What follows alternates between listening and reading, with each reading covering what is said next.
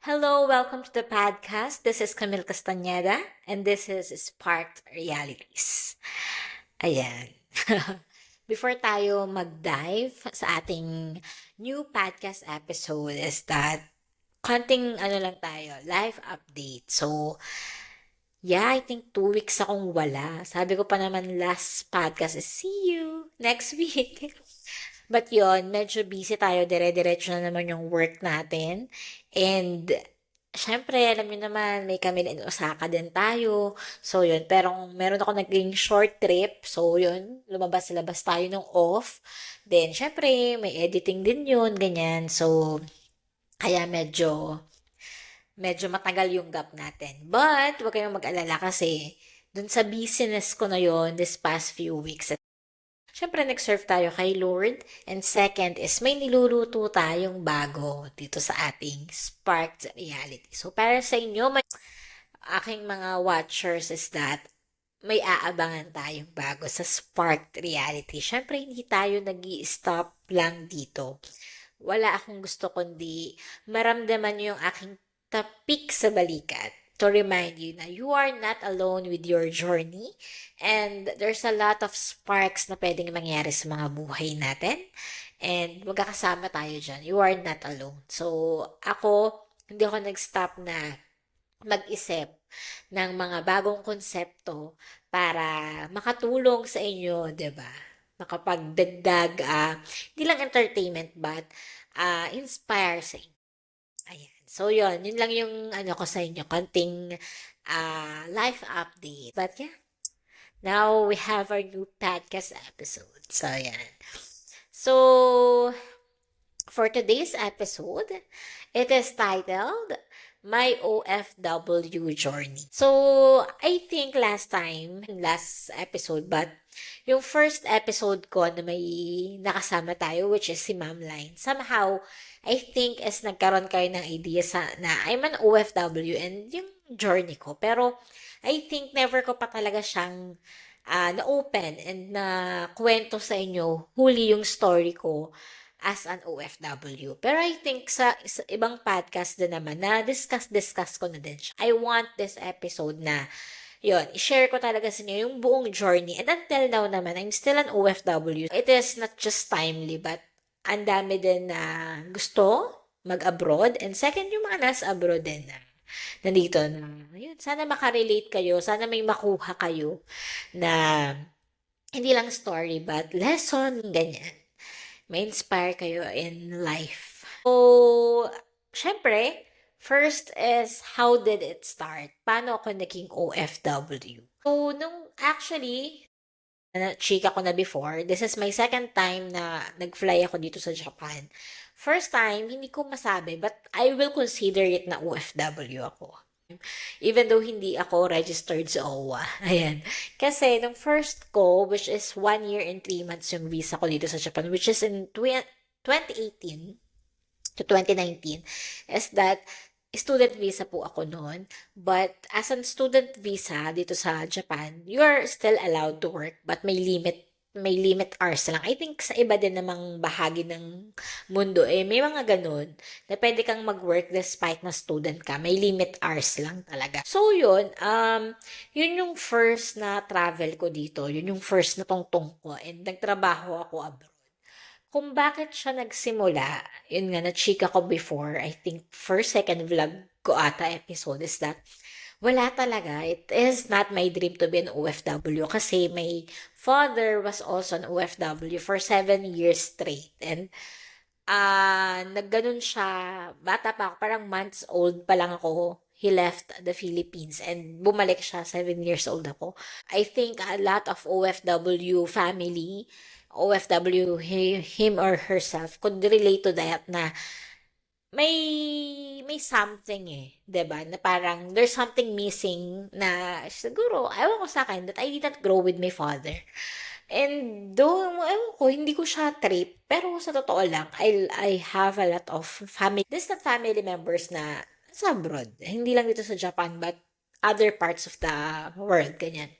Pero ako, hindi talaga siya mesmerizing sa akin. It doesn't excite me or anything. Pero, hindi mo talaga alam kung saan ka dadalhin ng journey mo, ng palad mo. Kasi yun nga, never ko siyang inisip para sa sarili ko. Kasi siguro sa akin din, satisfied na ako sa atin.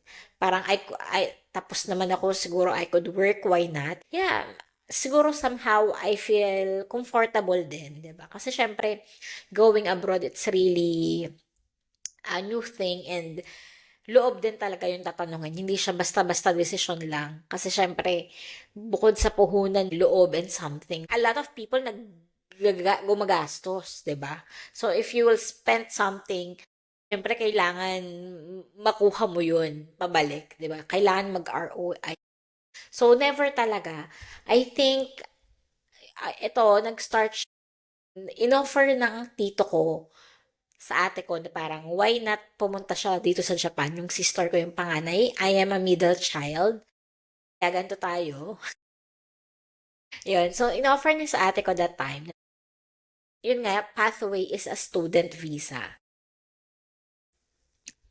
Ay, hindi yun inoffer sa akin. Naririnig ko lang yung chikahan nila. Pero somehow, may naging spark sa akin. Di ba? Papasok ang ating spark realities. Na parang, ang cute no. Di ba? Cute. Oh, parang natuwa ako, parang na-excite ako na parang asaya sigurong mag-aral. Pero, sabi ko, ay, imposible. During the time, working na ako. Naalala ko, working na ako noon. Parang nasa first job ako. So, parang, hindi ako ganun kaano. Hindi ako somehow 50-50. Pero kumbaga, siguro, for the first time, nagkaroon siya ng spark sa akin. Kasi never eh. Parang pag sinabi mo yun sa akin, I will tell you bluntly agad, hindi. But yun yung first time na parang nakapagpaisip sa akin. Parang, okay parang if ganun yung way, still na pag-uusapan sa family and why not ako ganyan. So somehow, sige, tinry ko. Sige, why not? Wala namang mawawala, choknat. But then yun nga, hindi pwede yung mga papeles ko, kulang, ganyan. So sabi ko siguro hindi talaga para sa akin. Which is okay lang kasi half-hearted din naman ako. Pero, wala, mapila talaga. Oo, na-push pa din. Bakit? Why not? So, napagtulong-tulong. And yun, nakakatuwa kasi natuloy. Pero during that time, nung pinrases yun, somehow, feeling ko naman, mapupush siya. Nandun na ako sa second job noon, nung nangyari yun, ganyan. So yun, na-proof naman, nagpunta ako ng Japan. And that's the first story, di ba? Ang haba. Yun yung first na naging student visa ako. Yan. So, yun, 1 year yung school ko, pero nakapag-stay ako 1 year, 3 months. So, grabe. Grabe yung grabe yung pinagdaanan ko, that time. Kasi, syempre, first time, hindi ko in-expect na ganun. And, yun nga yung sabi ko, pagka lilipad ka, hindi naman lahat may budget para dyan. Yung iba pinangutang, may sinangla or something para makapunta abroad. So, ako ganun din. So, if I'm not mistaken, utang ako na around 200,000. Ba? Yung aral ko pa sa Japan. Ayan, yan, that time. So, talagang ako, binuno ko yun, syempre, limited lang yung work ko, may time lang. Tapos nag-aaral. Luckily, blessed enough, o yung nag-offer nga sa amin na why not mag-student. So, sa kanya ako nagstay, but his home was away from my school, 1 hour away. So, sa akin, syempre, yung expenses na yun, nakikitira ka na, nakikikain ka na, papagastos ka pa sa pamasahe. So, dagdag yun na expenses, tapos yung gastos ko sa school na, sana lang naman, apart from pamasahe, mga chicha lang naman kasi kasama niya dun sa tuition. Kasama niya sa tuition yung mga ibang bagay. Ano siya, grabe yung pagod ko that time. So, kasi syempre naman, after college, yung work ko is mga office jobs, ganyan, 8 to 5, mga ganun lang na work. Yun talaga, sabi ko nga, if sa naaalala ko, 1 year and 3 months ako. Siguro yung 1 year and 3 months ko nun sa Japan, wala pang 20 days yung naging off ko. The rest of the day, it's either nasa school ako, nag-work. I tried 2 jobs during that time. Yun yung pinaka-hectic ko kasi after school, mag-work ako. Weekends, mag-work ako. Hindi ko nakilala yung self. Yun yung moment na, grabe, ito pala yun. And syempre, binubuno ko talaga yun kasi kailangan ko mabayaran yung utang ko. Syempre. And somehow, aid pa rin sa family kahit konti, ganyan. So, talagang na-challenge si ate during that time. The rest is history, pero for me, that's one of the greatest experience na nangyari sa akin. Grabe yung journey na yun, pero grabe din naman yung naging impact nun sa life ko. So, yun lang naman. Para lang malaman nyo how did it start, kung bakit yun. Bata ako umabot sa point. So, apart from that, yung 1 year and 3 months, akala ko nun makakapagtuloy-tuloy ako na visa something, makapag-extend, makakanip ng trabaho. But no, namuti na ang buhok ni ate, wala akong nahanap na visa sponsor. Or kung meron man, medyo malaking money na naman. During the time, na-diagnose ng sikitong. So, wala din kaming budget. So, I decided to go back home. Which is, for me naman, blessed pa pandemic hits na 2020.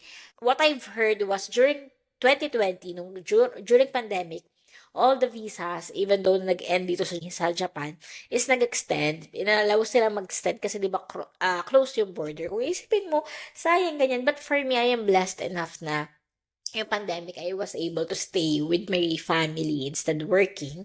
Though, nakasurvive naman kami kahit hindi naman kami mayaman. Oh. And second, naaalala ko nga, that was the longest then that I have spent together with my family after I graduated. So, para sa akin, blessed enough din naman. Hindi man nangyari the way I planned it, but yan, nakabalik tayo. Yung isang reason kung bakit nag-start, and yun din yung naging reason kung bakit ako bumalik. Kasi para sa akin, bitin na bitin tayo. Kasi syempre wala tayong budget that time. So, sabi, babalik tayo for the comeback of person. So, yun yung aking OFW story, why it did start, saan siya nagsimula, saan yung spark, and ba't tinuloy-tuloy ko. Kasi, though mahirap, challenging yung na-experience ko during the time, sa akin naman, in fairness, hindi naman ako madamdamin. Pag may mga pinagdadaanan ako sa life, alam ko naman, dadaan lang yan, darating din yung point na magiging okay ka din. It's really a journey. Ganun ko tingnan yung life. And second, mesmerized talaga ako sa ganda ng Japan. Oo. Parang kulang pa girl. Oo. Talagang for the comeback tayo. This time, more budget to come. Ayan. So, nagawa naman natin. Ayan. So, how it is so far. Okay. Bago natin ituloy-tuloy doon sa ating journey pa. Pero how it is so far. So, from there, nag-start tayo as a student. Naging kuratsa tayo with 2 jobs na walang off-off. Laban lang kasi magbabayad tayo ng utang natin. Is that, may utang pa rin tayo. Ayan, how it is so far. So, ngayon naman, blessed enough, meron akong mas secured na kontrata, alam ko kung when or kailan mag-e-end yung visa ko. Mag-isa na ako, I am, malayo ako sa mga relatives ko, but I have kasama dito, nagre-rent ako ng apartment, it has 3 bedrooms and I have 2 na kasama. And blessed enough naman, thank you Lord, na maayos naman yung mga nakasama. At first, pinalano ko din talaga na mag-solo. But, yeah, nung ano ko naman na, okay naman. Wala naman kaming mga, for almost 3 years, wala naman mga something. We're happy naman with each other. And may mga libre tayong ulam. Yan ang pinakamahalaga. Oo. Ayan. So, yun. Ngayon, I'm here at Osaka for almost 3 years na sa caregiver. And, hindi ko alam dun sa iba. Pero sa akin naman yung journey ko, it is bittersweet. Siguro how it is so far, it is bittersweet. Siyempre, ganun naman talaga yung buhay. Hindi naman siya laging, alam mo yun, it's up and down. Hindi naman siya laging masaya lang. May mga struggle, but sweet kasi so-survive naman. And for me, mas lamang naman yung masaya. Masaya pa din yung buhay. Ayan. So, yun. Let's go to life realizations ko as an OFW. Napakadami, guys. Oo, lalo na, for me, talagang, lalo na nung first punta ko pa lang dito, ang dami kong na-realize in life. So, since ako nga ay nag-work as an office job nung mga early years ko, wow, parang 60s na siya.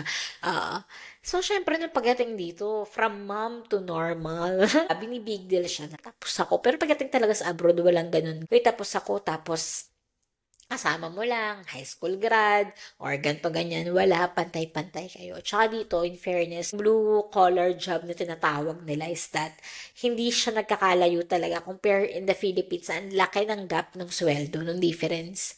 But dito, hindi talaga. Parang you could earn the same as those in the offices. Minsan nga, mas malaki pa if sobrang sipag mo. Kasi minsan kaya mo 10 jobs. Totoo na yan. I know people who does that. Oo. Yun. It humbles me. Oo, grabe. Talagang dun ko na-realize nung nangyayari siya sa akin. Nagpapasalamat naman ako kay Lord kasi hindi ako naging bitter when it is happening sa akin. Kasi yung naging first job ko po dito ng student ako was, I am sa dry cleaning. And dun sa dry cleaning na yun, mas maraming Pinoy. So dun ko na meron dun talagang high school grad lang. So, parang kung iisipin mo, graduate ako ng eme. Pero hello, same. Pero siguro sa akin, yun nga, hindi ko siya tinignan that way. Hindi ako naging, hindi naman kasi ako maawain sa sarili ko. Pero hindi naman ako nasa during that time. Parang na-experience ko siya. I look at it as a good experience na para sa akin, alam ko sa sarili ko na hindi ko siya marirealize or hindi ko siya maiintindihan ng ganun or ma-experience if I stayed in the Philippines. But, yun, ako na mesmerize ako sa kwento ng mga kasama. Doon ko nakita yung totoong chika. Grabe yung pagod ng mga OFW. Totoo po yun, yung ang daming binubuhay na pamilya sa Pilipinas, ilang trabaho yung tinatanggap nila, ilang subo na kanin yung hindi nila sinusubo at kinakain para lang mapadala sa pamilya. Yung hirap pangarap. Grabe yung pagsisi. So, during that time, na nai-experience ko siya, nakalala ko tong mga nakasama ko dun sa first job ko, narinig ko yung mga chika nila, yung mga kwento nila. Sa akin, thank you Lord, kasi hindi ako nag-self-pity na parang, bakit ako nandito? I should be there and that for me. Mas nandun ako sa natututunan ko during the time na grabe, this is the real life. Yun yung isa kong realization sa buhay na iba talaga yung realidad. Lahat ng tao, mapamataas, gitna, or whatsoever, lahat may kwento, lahat may makukuha ka. O, wag kayong choosy na ito lang ife-friend ko, yan lang. No, lahat may kwento, may mapupulot ka. Kahit toxic yan, mapupulot mo na wag kang maging toxic. O, siyang gayanin. Diba may learning? So, yun yung isa sa realization ng nangyayari yun sa akin. Siguro yung isa pa, second is that, ang laki ng mundo. Parang ewan ko ha, iba kasi yung mindset sa atin sa Philippines. Which is ako ganun din ha, before I went abroad.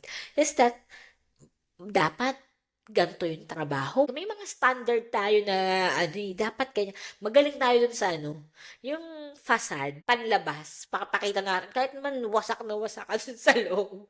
Ganon. Parang kailangan office job ka, kailangan ganito ka, ganyan. Pero when I went abroad, you could be anything, hindi lang dahil kailangan mo ng pera. Pwede mo naman siya maging drive, pero hindi lahat ng tao ganun yung reason. And for me, hindi lang siya dapat yun yung reason. Like, you could be anything you want and it doesn't stop you to grow. It doesn't stop you na, maging mabuting tao. It doesn't stop you sa buhay. It doesn't make you less of a person.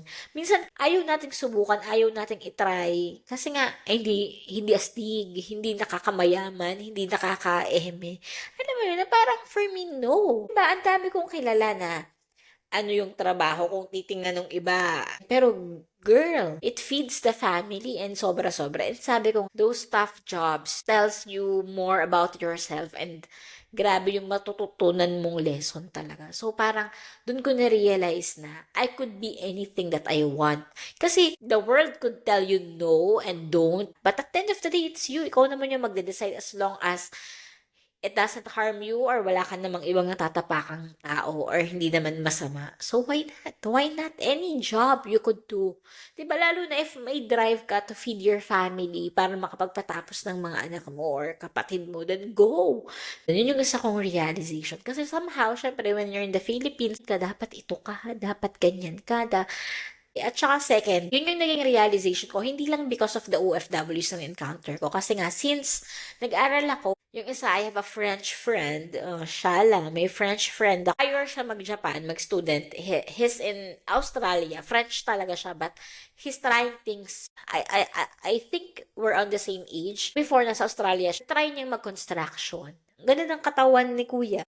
Tapos, yan, the time, classmate ko siya sa Japanese. So, wala lang, gusto niya lang itry. Meron akong dalawa, I think. Yung isa from Norway, yung isa Sweden.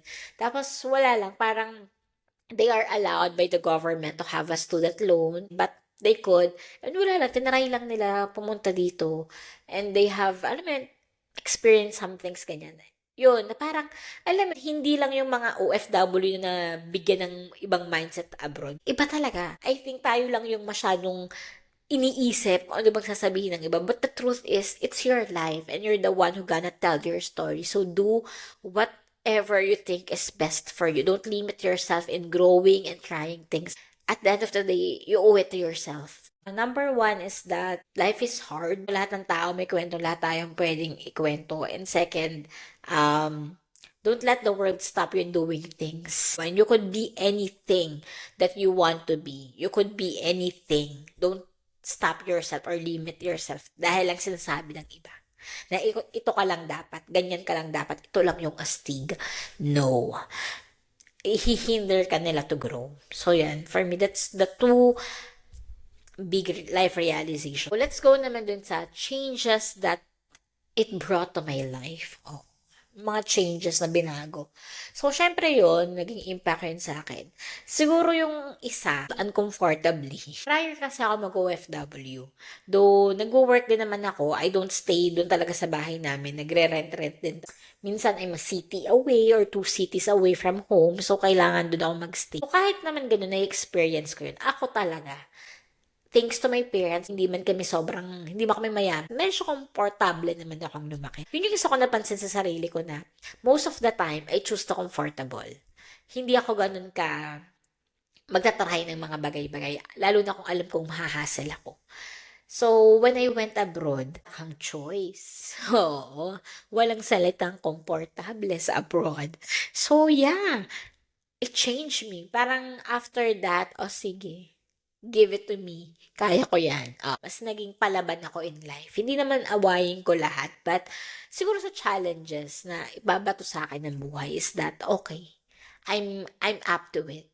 Hindi ko na siya, instead of, alam mo yun, magnag ka pa, instead na magreklamo ka pa is okay. Parang, I have accepted lalo the fact that inevitable siya ng buhay. Struggle is real. Hindi. Struggle is inevitable. Ganun talaga siya. Part siya ng life. So, yun. Yun yung isang nagbago sa akin. Second, yung socialization.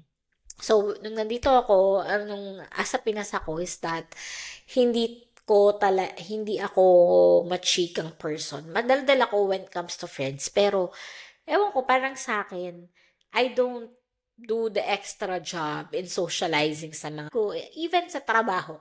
Though I'm in the marketing field, may pagka ganun ako. Hindi naman for me, hindi dahil feeling ko I'm so up or something, or I'm level up. Nahihiya ako. Nakita ko kasi hindi ako ganun ka-confident sa sarili ko. So, I think during the time ngayon, hello, Charis. Pero during the time ganun, bubog ko siya during the time. Hindi ako ganun ka-confident. Mukha akong maldito or ayoko makapag-usap. Hindi dahil because of the person I think they are not worth it, but because siguro feeling ko, ako yung feeling ko deep down, hindi ko alam, subconsciously is that feeling ko ako yun. Nahihiya ako. But nung nag-abroad ako, yun nga, I went dun sa tito ko, ganyan. Hindi ko talaga siya super nababan, but I'm so blessed enough na napakabait ng tito ko, tsaka ng tita ko. So, dun ako na-train na kahit sino, kailangan kong mag-emerge. Kailangan kong makipag-socialize. Natuto akong magsalita ng una, natuto akong mag-entertain, gumawa ng usap, makipag-usap. Kasi before, hindi din. For me, kailangan. So, yun, natuto ko na mas makipagkapwa person, tao. So, yan, one of the changes. Siguro, ano pa ba? And siguro when it comes to effort, mas naging ma-effort ako in life. Kasi, resourceful, if there's a right word, is that resourceful. Kasi, um, dami kong utang. Paano ko babayaran yun during that time? So, dun na, kasi wala akong ibang asahan kundi ako.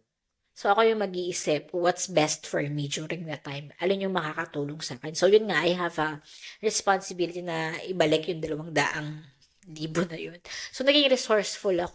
So, I have Matic. Bigyan ako na ng job. So, nung mas naging free ako sa school, naging pang-umaga ako, I think. So, before kasi yung first ko is pang-hapon ako.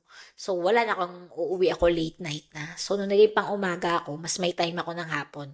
Before kasi weekend lang ako nag-work. So, ginawa ko is that I asked my tito na if he could help me to look for another job na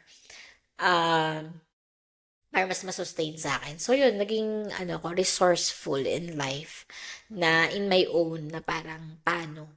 Kasi before, kontento na ako, parang if I have one job, it feeds me, ganyan, okay na ako dun. But, dito, when you're abroad, as much as you could earn, if may mga kailangan kang bayaran or i-provide for your family, magiging resourceful ka. So, yun yung some of the changes na nangyari sa akin. And, wala,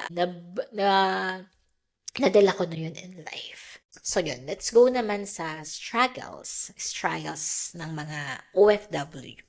Ayan, so hindi ko alam kung kaya kong i-cover up lahat, but these are some na ang hirap po, minsan, man same yung araw mo, then same yung dating ng trabaho sa'yo kung madali ba or what. But yun nga yung isa kong for me, struggle is real as an OFW is that wala ka talagang ibang aasahan kundi ikaw. Like sabi ko nga, like ako caregiver ako, so my work is really, katawan. So minsan pagod ka talaga ganyan, but syempre extra job yung tuwok nga, 'di ba, dagdag errand. But yeah, maging thankful, blessed enough na you still have the capacity to buy and walk, 'di ba? So, syempre naiisip ko 'yun. Tapos pag-uwi mo, ikaw pa rin yung magpapatas. Eh guys, fifth floor ako dito, walang elevator dito. So imagine, bit ko yung mga groceries na yun, iaakyat ko. Then hindi pa doon natatapos, ipapak ko pa yun. Tapos minsan, imagine mo, minsan lalabas ako 8:06, as in madilim na bago. Minsan wala ka pang food, ikaw pa rin yung magluluto. May baunan ka, may pinaglutuan ka, hugasan mo. Hindi pa yun tapos, yung cooking show mo. Mag-cooking show ka pa ng isa para bukas. Parang iniisip ko minsan, grabe no. Ako na yung naghanap buhay. Somehow nagpadala pa ako sa amin. Ako pa rin yung naghanap kung paano ko lulutuin yun. Ako pa yung bumili, ako pa yung nagluto, nag-cooking. Parang, syempre yun nga, pasalamat natin na we have the capacity kasi hindi lahat meron. But, syempre, ang hirap. Yun yung for me, isang sa mga struggle. Kasi minsan nga, pagod ka na, but you have to. Tapos bukas, may pasok ka pa. Diba? Na parang bugbog. Yun yung isa sa struggle ko.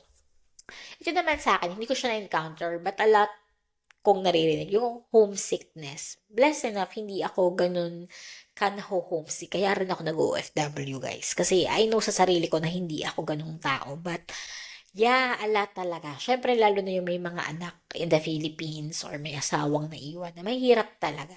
Kasi, yun nga, ako nga yung struggle ko. Pero, lalo sila na talagang nami-miss nila yung family nila. Sabi ng isa kong friend, yung pag madilim na daw, nahuli na yung mga insekto kineme. Yun daw, doon daw siya nasasad. Hindi ako makarelate. Kasi hindi ko na-experience. Pero yun yung sabi din. Siguro sa akin yung, like sa akin, like I'm a caregiver, yung parang kaya mong mag-alaga ng ibang tao. Iba-ibang tao. But your own family. 'Di ba? Parang maiisip mo yun. Hindi man ako ganun ka, pero there's a lot na, 'di ba? Parang maiisip mo yun na, ang sad, the reality of life. Yung mga isa sa mga struggle, syempre, sa culture, kasi iba dito, lost nila, kailangan mo mag-adapt, language, like dito may language barrier. Yun, and for me, yung salitang, since you're a foreigner, ma-itchapuera ka something, may mga ganun talagang instances.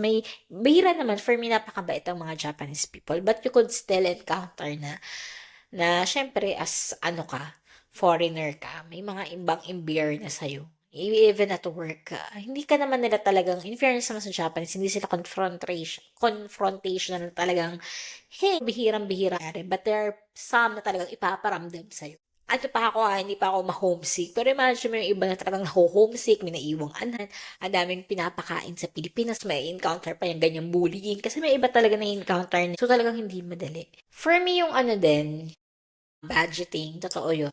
Sa budgeting na minsan, yung ang dami nga kasi minsan tinutulungan. Totoo naman yung mga storya minsan kasi may isang nasa abroad. Papasarap na. Hindi naman lahat, but there are some. It's still happening. Na nakakasad lang kasi yung iba talaga grabe. Hindi na sila kumakain. Talagang tinitipid nila ng gusto yung sarili nila. Tapos hindi natatapos yung hingi. Yun doon ako na nag-double, triple, go, 5 jobs. Promise, hindi po madali. Parang imagine nyo yung wala kaming ibang aasahan dito kundi sarili lang namin when it comes to sa lahat ng bagay.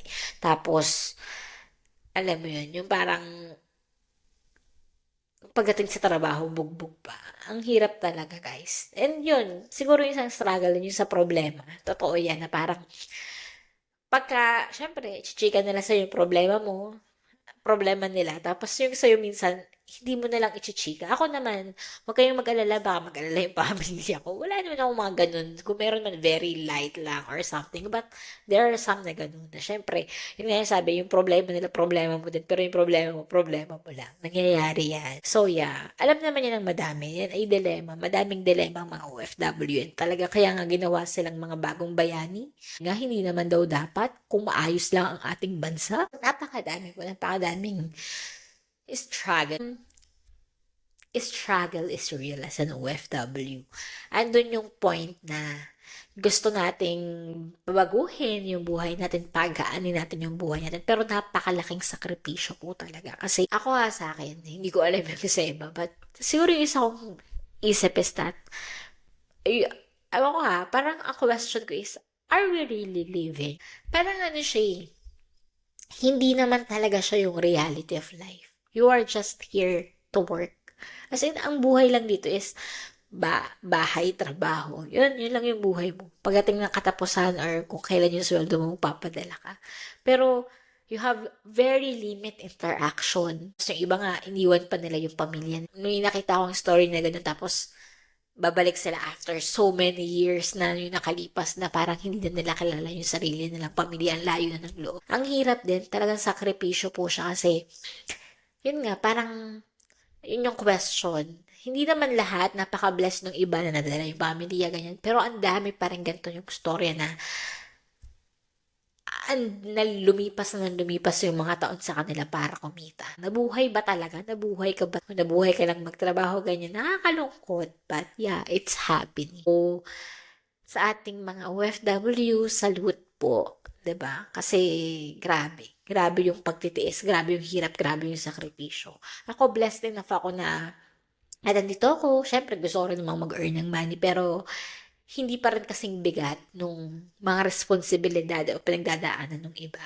So, talagang saludo po sa inyo. Laban lang, kabayo. Makakaraos din tayo.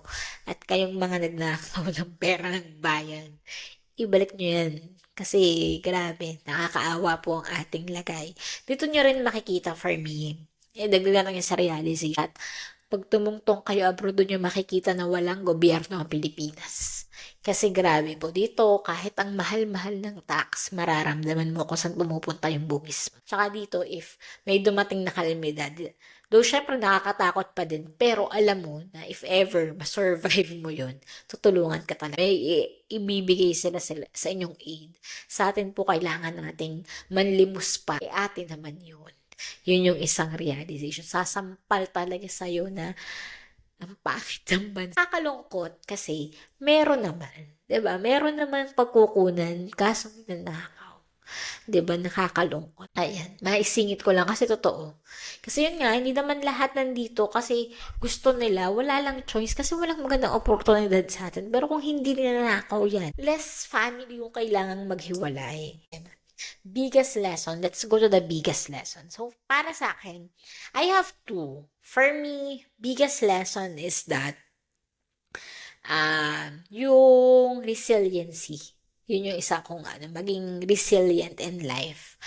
Kasi, yun nga, parang before, yun nga, I just want to live comfortably. Ayoko, gigive up ako. But dito, abroad, natutuwa ko na maging matyaga and tanggapin na hindi na kasali yun sa buhay. Hindi na ako laging naglo-look for comfort.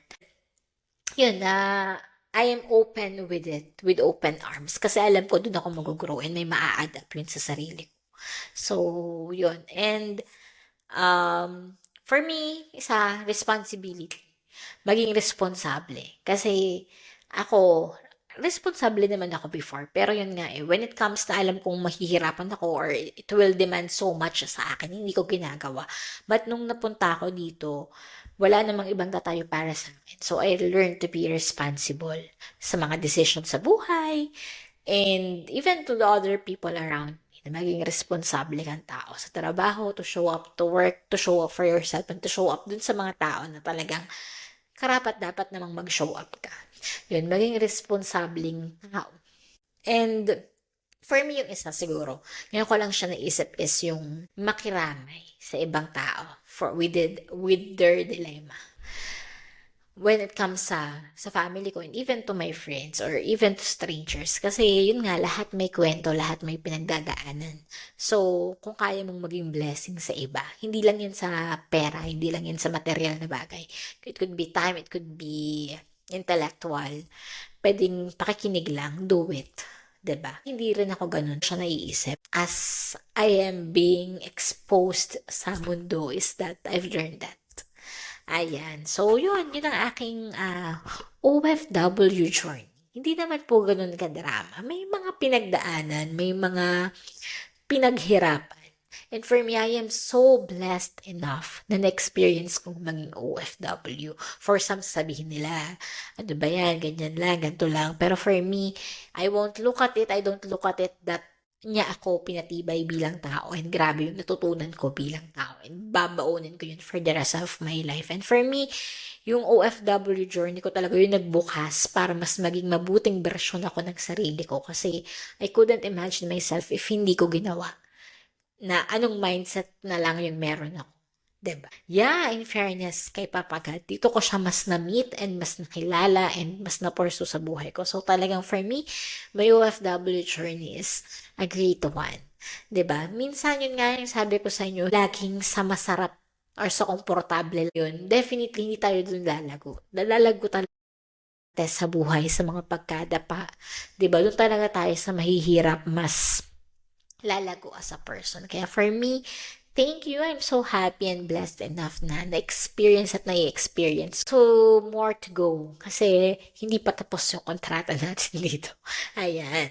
So, yun. Sana naman, hindi lang kayo na-entertain or na-imbure na, but may nakuha naman kayo sa aking story as an OFW.